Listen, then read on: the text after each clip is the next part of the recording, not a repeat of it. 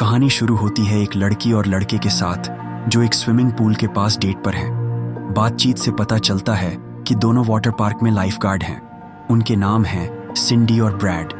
Shift खत्म होने के बाद वो घर नहीं गए, बल्कि वो पार्क में इधर उधर टहले और वाटर स्लाइड पर चढ़कर रोमांटिक मूड में आ गए।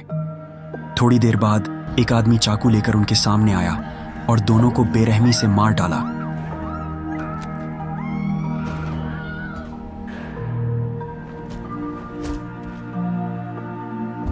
कुछ समय बाद वैली हिल्स हाई स्कूल की 2018 की ग्रेजुएट क्लास अपने ग्रेजुएशन इवेंट की प्लानिंग कर रही थी। उन्होंने फैसला किया कि event Wet Valley Water Park में होगा। ये आइडिया एलिस का था। वो वैली हिल्स हाई की पुरानी स्टूडेंट थी और इवेंट की मेन ऑर्गेनाइजर थी। जैसे हर ग्रेजुएशन पार्टी में होता है, सारे सीनियर्स साथ में मस्ती करने के लिए उत्साहित थे। वो तैर सकते थे, वाटर स्लाइड्स का मजा ले सकते थे और 3 दिन तक वाटर पार्क में रुकने का प्लान था। यहीं पर हमारा मेन कैरेक्टर जोश आता है।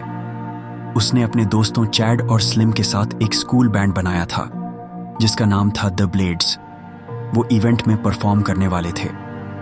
बाद में एक बुजुर्ग आदमी कॉनरैड उनके पास आया। उसने बताया कि वो पार्क का केयरटेकर और रिपेयरमैन है। 35 साल वहां काम करने के बाद भी वो फिट और एक्टिव दिखता था। कुछ घंटों बाद जोश अपने दोस्तों के साथ प्रैक्टिस कर रहा था, तभी उसकी मुलाकात किम से हुई। साफ था कि किम जोश की एक्स गर्लफ्रेंड थी और अब वो वहां लाइफगार्ड की जॉब कर रही थी। जोश और किम की थोड़ी सी बातचीत से किम का मौजूदा बॉयफ्रेंड टॉमी को जलन हो गई। Babe, I'm hungry. अगले सीन में हम माइकल से मिलते हैं। उसे अपने बेटे जोश का फोन आता है। जोश ने जानबूझकर अपने पापा को वाटर पार्क में अपनी परफॉर्मेंस देखने के लिए बुलाया। इसके बाद हम प्रिसिला से मिलते हैं जो वाटर पार्क की मैनेजर थी। वो 1992 में वैली हिल्स हाई से ग्रेजुएट हुई थी। स्लिम ने सबको बताया कि स्टूडेंट्स में अफवाह थी कि प्रिसिला हर साल एक ग्रेजुएट को अपने साथ डुग्गा डुग्गी के लिए चुनती थी।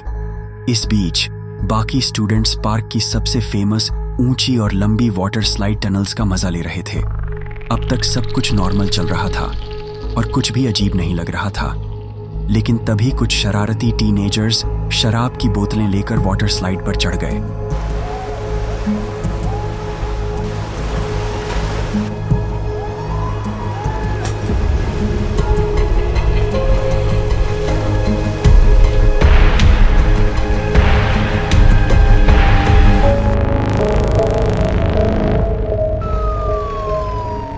इसके बाद वेट वैली के मालिक पॉल को बीच में आना पड़ा। कॉनरैड ने पूल से टूटा कांच और खून साफ किया। दोपहर में किम और टॉमी की मुलाकात जोश से हुई, जो चैड और स्लिम के साथ बात कर रहा था। जोश के दोस्तों ने टॉमी को बुलाया और कहा कि वो एक एक्सटेंशन कॉर्ड ढूंढ लाए। जब टॉमी स्पीकर और माइक के तार सेट करने में बिजी था, जोश ने मौका पाकर किम को दूसरी जगह ले गया। टॉमी की नजरों से दूर होते ही किम और जोश डुग्गा डुग्गी करने लगे। इस बीच जोश के पापा माइकल प्रिसिला के साथ डिनर कर रहे थे। पहले तो वो बस बातें कर रहे थे। बातचीत से पता चला कि प्रिसिला वेट वैली के मालिक पॉल की पत्नी थी और माइकल, जोश का पापा, इलाके का एक रईस आदमी था। डिनर के दौरान माइकल ने कहा कि पॉल को नहीं पता कि उसके सामने कितनी कमाल की औरत बैठी है। कुछ देर बाद जोश और किम अपने दोस्तों के पास वापस आए क्योंकि बैंड की परफॉर्मेंस का टाइम हो रहा था। कुछ सहपाठियों ने उन्हें दूर से देखा और एक ने कहा कि वो लोग जरूर मुसीबत में पड़ेंगे। उस वक्त सीनियर्स उत्साह से दी ब्लेड्स की 80 के दशक की हिट्स की परफॉर्मेंस देख रहे थे। किम जोश को गाते हुए देख रही थी।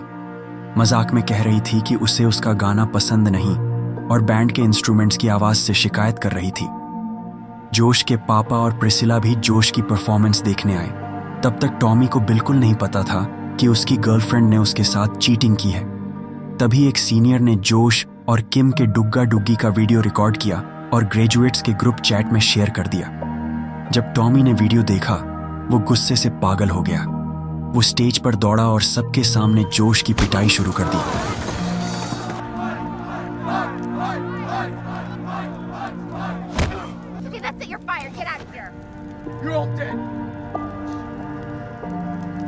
बात और बिगड़ गई जब प्रिसिला ने अपने पति को एलिस के साथ चीटिंग करते पकड़ लिया। इसके बाद माइकल अपने बेटे जोश के पास गया और उसे शांत करने की कोशिश की। फिर उसने जोश से पूछा कि क्या उसे वाटर पार्क खरीद लेना चाहिए, लेकिन उन्हें नहीं पता था कि एलिस उनकी बातें सुन रही थी। एलिस ने सब कुछ सुन लिया तो वो पॉल के पास गई और उस पर वाटर पार्क बेचने की सीक्रेट डील करने का इल्जाम लगाया। एलिस पॉल की मिस्ट्रेस थी और उसे डर था कि पॉल पार्क बेचकर मिले पैसों के बाद उसे छोड़ देगा।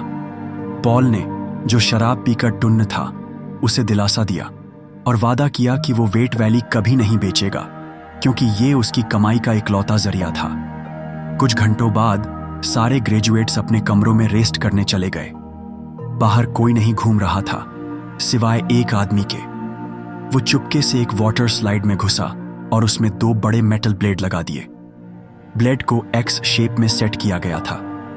अगले दिन चीजें और खराब हो गईं। जब माइकल पार्क में घूम रहा था, कोई साफ तौर पर उसका पीछा कर रहा था।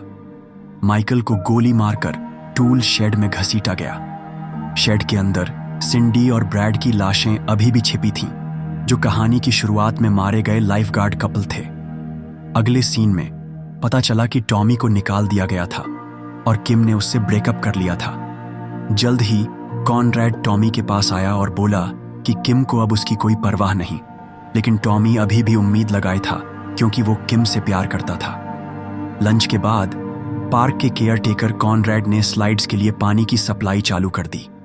किसी को नहीं पता था कि एक स्लाइड में ब्लेड्स छिपे थे। इस बीच प्रिसिला, जिसे काम करना चाहिए था, वो स्लिम के साथ मस्ती करने में बिजी थी। उस दोपहर सारे सीनियर्स $500 के इनाम वाली मजेदार रेस के लिए तैयार हो गए। वो ग्रुप्स में रेस करने वाले थे कि कौन सबसे तेज स्लाइड कर सकता है। जोश और चैड ने स्लिम के साथ टीम बनाने का प्लान किया, लेकिन स्लिम अभी भी कहीं नहीं मिला। इसके बजाय उनकी मुलाकात टॉमी से हुई। भले ही उसे निकाल दिया गया था, वो अचानक वहां गेस्ट के तौर पर आ गया।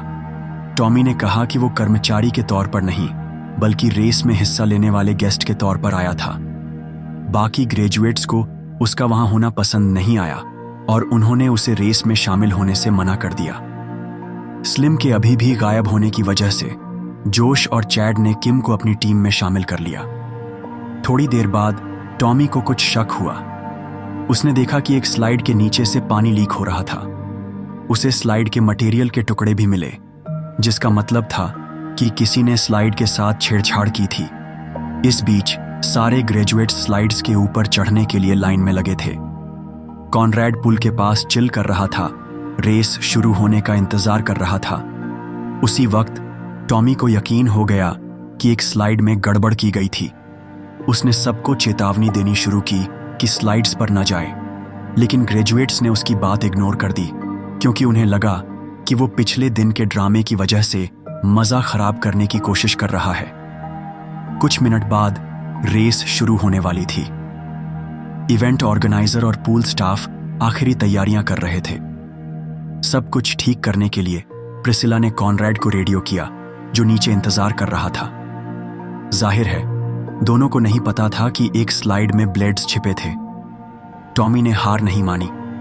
उसने पॉल और प्रिसिला को बताने की कोशिश की कि सब खतरे में है, लेकिन किसी ने उसकी बात नहीं मानी। रेस फिर भी शुरू हो गई। एक गुस्साए ग्रेजुएट ने टॉमी को वाटर स्लाइड पर धक्का दे दिया।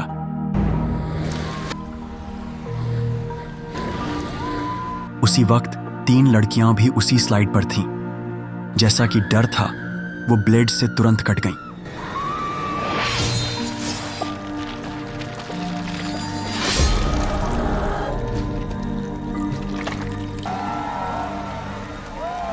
नीचे स्लाइड नंबर 3 से निकलने वाला पानी खून से लाल हो गया था।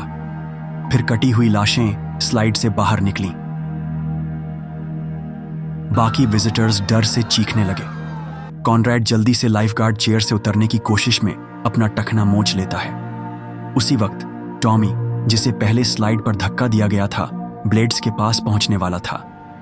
उसके पास कोई चारा नहीं था सिवाय उम्मीद करने के कि कोई और स्लाइड न करे।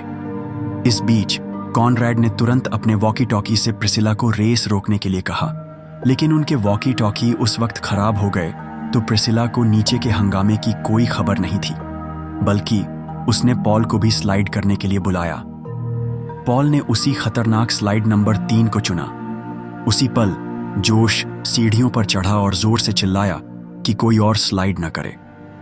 पॉल तब तक स्लाइड में आधा रास्ता तय कर चुका था।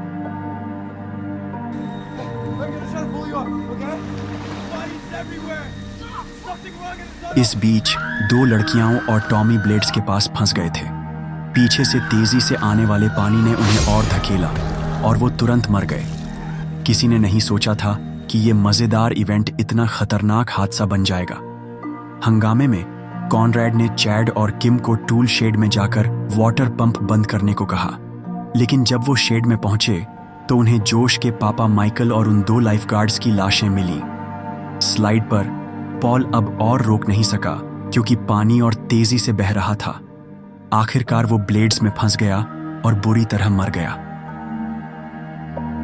हादसे के बाद जोश को वकील से पता चला कि उसके पापा ने उसे ढेर सारी प्रॉपर्टी छोड़ी थी, लेकिन उसके पापा वेट वैली वाटर पार्क खरीदने की डील पूरी नहीं कर पाए थे। उनका प्लान था कि पार्क को तोड़कर वहां $20 मिलियन का शॉपिंग मॉल बनाए। चूंकि पार्क का मालिक पॉल भी हादसे में मर चुका था, इस डील की इकलौती हकदार प्रिसिला बन गई। कहानी के अंत में प्रिसिला मुस्कुराई। फिर सीन फ्लैशबैक में गया, जिसमें दिखा कि कई साल पहले प्रिसिला ने अपने पापा को पार्क में मरते देखा था और तब कोई मदद नहीं आई थी। वो तब छोटी सी बच्ची थी। इससे लगता है कि 2018 की ट्रेजेडी के पीछे असली मास्टरमाइंड प्रिसिला थी। उसने शायद बदला लेने और प्रॉपर्टी हासिल करने के लिए ये पूरी साजिश रची थी।